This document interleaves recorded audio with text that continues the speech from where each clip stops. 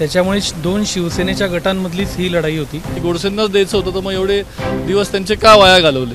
तर कुठंतरी damage control करण्याची गरज आहे हे मुख्यमंत्र्यांना जाणवल्यामुळेच ते या ठिकाणी ठाण मांडून बसलेले होते. सिन्नरमध्ये जो नेहमी मराठा बंदरी संघर्ष असतो त्याला वाजे अपवाद आहेत मुख्य म्हणजे. निश्चितपणे परिणाम जाणवतो, कारण सगळा फोकस असतो होता. म्हणजे अगदी पंतप्रधानांनी पण त्यांच्या भाषणामध्ये असली शिवसेना नकली शिवसेना असा उल्लेख केला. आणि जिथपर्यंत भुजबळांचा विषय आहे तर भुजबळ हे उमेदवारी डावलल्यावरून नाराज होतेच होते. सुरुवातीपासूनच चर्चेत राहिलेल्या नाशिक लोकसभेसाठीचं मतदान पार पडलेलं आहे आणि अवघ्या महाराष्ट्राला नाशिकचा निकाल काय लागतो याबाबतची उत्सुकता आहे. सुरुवातीला दुरंगी वाटणारी निवडणूक शांतिगिरी महाराज यांच्यासारख्या अपक्ष उमेदवारामुळे तिरंगी झालेली आहे. या संदर्भात चर्चा करण्यासाठी आपल्याबरोबर राजकीय विश्लेषक आहेत. सर, महायुतीने घातलेला गोंधळ उमेदवारीचा आणि राजाभाऊ वाजे यांची लवकर झालेली जाहीर झालेली घोषणा, शांतिगिरी महाराज कसं बघता? नाही, पहिल्यांदा आपण एक लक्षात घ्यायला पाहिजे की महायुतीने जो गोंधळ घातला तुम्ही म्हणालात तर तो नक्कीच सावळा गोंधळ होता. त्याच्यामुळे लोकांमध्ये एक चुकीचा संदेश गेला की गोडसेंनाच द्यायचं होतं तर मग एवढे दिवस त्यांचे का वाया घालवले. आणि मग त्याच्यामुळे त्यांच्याबद्दलची एक निगेटिव्हिटी वेगवेगळ्या कंड्या पिकवल्या गेल्या. जसं काही भाजप त्यांना ते नको आहेत, नंतर भाजपच्या सर्वेत ते नको आहेत, नंतर शिवसेनेतल्याच लोकांना ते नको आहेत, असं करून त्यांच्याबद्दलची एक ती सगळी निगेटिव्हिटी पसरत गेली. आणि त्याच्या उलट वाजेंना जवळपास 1.5 महिन्याचा अवधी त्यांच्यापेक्षा जास्त मिळाला तसं जर आपण पूर्ण बघितलं तर. आणि त्यांना क्लिअर कट मेसेज होता, त्याच्यामुळे ते गावागावात पोचू शकले, लोकांशी त्यांचं संपर्क करू शकले. अर्थात गोडसेंचं एक आहे की गोडसे गेल्या 3 निवडणुकीपासून सातत्याने लढत आहेत. गोडसे हा नाशिककरांना असो किंवा नाशिक एकूणच मतदारसंघात असो परिचित चेहरा आहे, त्याच्यामुळे त्यांना काही स्वतःचा परिचय देणं किंवा या गोष्टी नव्हत्या. पण तरी मागच्या 2 निवडणुकांच्या तुलनेत जर का आपण बघितलं तर सरळ मराठा ओबीसी फॅक्टर होता आणि मराठाचा फायदा त्यांना झाला दोन्ही वेळेस भुजबळ असल्यामुळे. तसं यावेळेस नाही, यावेळेस जे 3 आणि 1 करण गायकर हे 4ही उमेदवार मराठा आहेत. त्याच्यामुळे मराठा मतांचं तसा एवढा डॉमिनन्स यावेळेस नसेल. इतर जे काही सगळे फॅक्टर आहेत नाशिकमध्ये तर ते जास्त महत्त्वाचे ठरतील. आणि गोडसेंना त्यांच्या लेट उमेदवारीचा नक्कीच तोटा झालेला आहे, याच्यात तर काही म्हणजे शंका असण्याचं कारण नाही उरत. मतदानाची टक्केवारी काही प्रमाणामध्ये वाढली आहे मागच्या तुलनेमध्ये, त्याचा काय परिणाम जाणवतो? नाही, मतदानाची टक्केवारी हा फॅक्टर निश्चितपणे जाणवेल. कारण जी वाढीव जो मतदार असतो तो सर्वसाधारणपणे सत्ताधाऱ्यांच्या विरोधात जातो, असा एक आत्तापर्यंतचा ट्रेंड आपण जर बघितलं तर ते कुठंतरी प्लस मायनस होण्याची शक्यता आहे. त्याच्यामध्ये शांतिगिरीजी महाराज किती वोट घेऊ शकतात, शांतिगिरीजी महाराजांचे जे भक्त आहेत तो सगळा परिवार हा प्रामुख्याने नाशिक तालुक्यामधला आहे, नाशिक शहरातला बऱ्यापैकी आहे. त्याच्यामुळे तो कसा फॅक्टर काम करणार आहे. त्यांच्यासोबतच वाजेंना जो अधिक वेळ मिळाला त्यांच्यासोबतची जी फळी काम करणारी, आणि गोडसेंना जरी उशिरा जाहीर झालेलं असलं उमेदवारी तरीसुद्धा जर आपण बघितलं तर मुख्यमंत्र्यांनी जो इथं तळ ठोकला, जवळपास 3 वेळा ते या ठिकाणी आले आणि अगदी शेवटच्या दिवसाच्या 1-2 दिवस आधीपर्यंत ते नाशिकमध्ये सक्रिय होते. तर कुठंतरी डॅमेज कंट्रोल करण्याची गरज आहे हे मुख्यमंत्र्यांना जाणवल्यामुळेच ते या ठिकाणी ठाण मांडून बसलेले होते. त्याच्यामुळे त्यांनी जो काय सगळा प्रयत्न केलेला आहे तर तो प्रयत्न, त्याच्यासोबत गिरीश महाजन हे देखील बराच वेळ इथे ठाण मांडून बसलेले होते. छगन भुजबळांनी देखील सांगितलं की आम्ही महायुतीचा धर्म पाळणार आहोत, ते गोडसेंच्या प्रचारामध्ये दिसून आले. परंतु हे सगळे नेते आणि त्यांचे कार्यकर्ते हे एक दिलाने सच्च्या दिलाने जर त्यांनी या ठिकाणी काम केलेलं असेल तर खूप तुल्यबळ अशी लढत या ठिकाणी आपल्याला निश्चितपणे होताना दिसेल.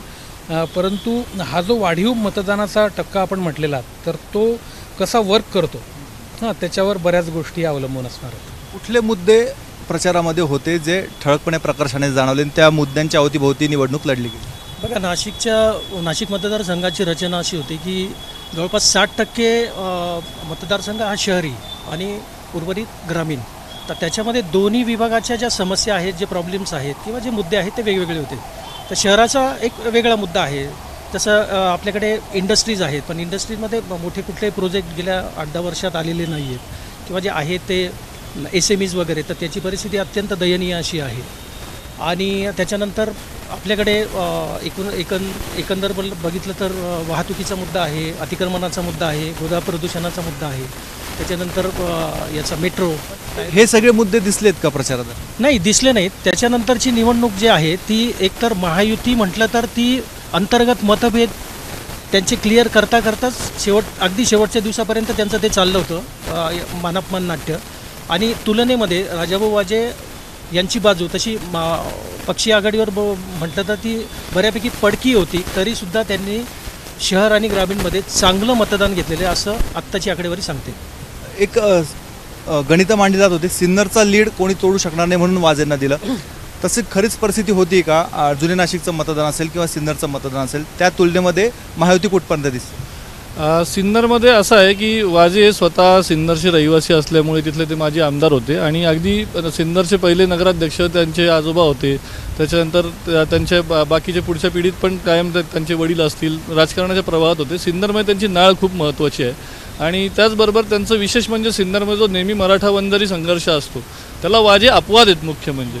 त्याच्यामुळे असं आहे की या दोन मोठ्या कम्युनिटी ज्या आहेत सिन्नरमधल्या त्या पण त्यांच्याबरोबर होत्या आणि शेवटी आपल्या गावातला माणूस आपल्या इकडचा माणूस म्हणून जी एक आत्मीयता असते ती निश्चित वाजेंकडे होती. त्याच्यामुळे ते सिन्नरमध्ये पुढे राहतील, चांगल्या मार्जिननी पुढे राहतील याच्यात काही शंका नाही आहे. फक्त गंमत अशी आहे की ते किती पुढे राहतात त्यांच्या एकंदर मार्जिनप्रमाणे जर का आपण बघितलं त्यांच्या सगळ्या गणिताप्रमाणे तर त्यांचं म्हणणं किमान 1.5 लाखाचा आपण लीड घेऊ. तर हे थोडंसं अवास्तव वाटतं चित्र, कारण की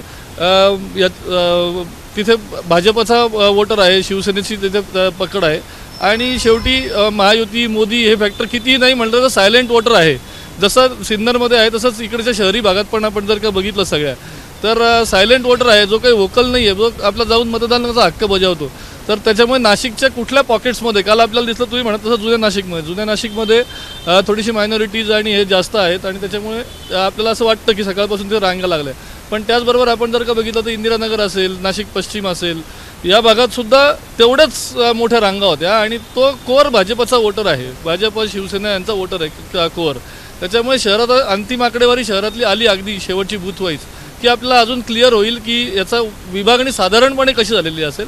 पण फाईट नेक टू नेक आहे एवढं निश्चित. अगदीच गेल्या 2 वेळेसप्रमाणे एकतर्फी चित्र नाही आहे नाशिकमध्ये, एवढं अगदी नक्की आहे. शिवसेनेच्या 2 गटातच ही लढाई होती, शिवसेनाच आमने सामने होती, त्याचा काय परिणाम जाणवतो? निश्चितपणे परिणाम जाणवतो, कारण सगळा फोकसच तो होता. म्हणजे अगदी पंतप्रधानांनी पण त्यांच्या भाषणामध्ये असली शिवसेना नकली शिवसेना असा उल्लेख केला. त्याच्यानंतर उद्धव ठाकरेंनी त्या सगळ्या वक्तव्यांचा समाचार घेतला. त्याच्यामुळे 2 शिवसेनेच्या गटांमधलीच ही लढाई होती, हे निश्चितपणाने आहे. आणि नाही, हा कल जो आहे तर हा निश्चितपणे वाजेंकडे शिवसेनेच्या संदर्भात जर म्हटला तर कट्टर शिवसैनिक हा वाजेंकडे असल्याचं जाणवतं. आणि जो सिन्नरचा जो उल्लेख झाला तर सिन्नरच्या संदर्भामध्ये त्यांना जसा एक मोठा मार्जिन मिळेल, मोठा लीड मिळेल, पण सिन्नरचं एक वैशिष्ट्य असं पण आपल्याला म्हणता येऊ शकतं की सिन्नर हा एक असा विधानसभा मतदारसंघ ठरेल की जो म्हणजे महाराष्ट्रामध्ये जे मराठा ओबीसी आणि असा जो काही संघर्ष गेल्या मधल्या काळात काही दिसून आला तर वाजे हे कदाचित असे एकमेव उमेदवार ठरतील संपूर्ण महाराष्ट्रातले की ज्यांना मराठा वोटर आणि ओबीसी वोटर हा सगळा त्यांच्या पाठीशी सिन्नरमध्ये उभा राहिलेला आपल्याला दिसेल. आणि मराठा फॅक्टर आणि मुस्लिम फॅक्टर हे जर 2 फॅक्टर जर जोडलेत तर त्याचा खूप मोठा परिणाम हा निश्चितपणे नाशिक लोकसभा मतदारसंघामध्ये दिसून येऊ शकतो. भुजबळांची नाराजी दूर करण्यासाठी जेवढं प्रचाराला व्यस्त राहायला लागत होतं तेवढी त्यांची नाराजी दूर करण्यासाठी व्यस्त राहत होते. एकूणच दोन्ही पक्षांचे जे घटक पक्ष आहेत त्यांचा सक्रिय सहभाग जाणवला? माझ्या मते नाही. याच्यामध्ये भाजप सायलेंट मोडवर होता. भाजपचं शेवटी मतदान फिरत नाही, पण भाजपने जे उद्युक्त करायला हवं होतं मतदारांना ते त्या पद्धतीने झालं नाही. आणि जिथपर्यंत भुजबळांचा विषय आहे तर भुजबळ हे उमेदवारी डावलल्यावरून नाराज होतेच होते.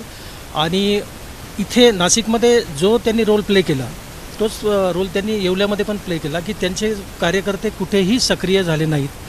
ते अतिशय सायलेंट मोडवर होते, ते मैदानात उतरले नाहीत. त्यांनी मतदान कोणाला केलं हे माहिती नाही, पण काहींच्या म्हणजे काही ठिकाणी कानोसा घेतला तर त्यांनी मशाल चालवली असं सांगितलं गेलं. की माझ्या एरियामध्ये जेव्हा आम्ही सर्वे केला तर त्याच्यामध्ये सुद्धा ते जाणवलं आहे. तर हा याचा क्लिअर कट जो अर्थ आहे तो असा आहे की भुजबळांची नाराजी शेवटपर्यंत राहिली आणि त्यांची नाराजी दूर करण्यात महायुतीच्या कुठल्याही नेत्याला यश आलेलं नाही. एकूणच सुरुवातीला केवळ शिवसेना शिंदे गट विरुद्ध शिवसेना ठाकरे गट अशी निवडणूक वाटत होती. मात्र या निवडणुकीचे अनेक कंगोरे आहेत, अनेक मुद्दे या निवडणुकीच्या निमित्तानं प्रकर्षानं समोर आलेले. त्यावर कुठल्या पक्षाने किती जोरदारपणे मात केली त्याचाच उमेदवार निवडून येणार आहे. अर्थात 4 जूनपर्यंत यासाठी वाट बघावी लागेल. कॅमेरामन किरण कटारेसह मुकुल कुलकर्णी, एबीपी माझा, नाशिक. एबीपी माझा, उघडा डोळे बघा नीट.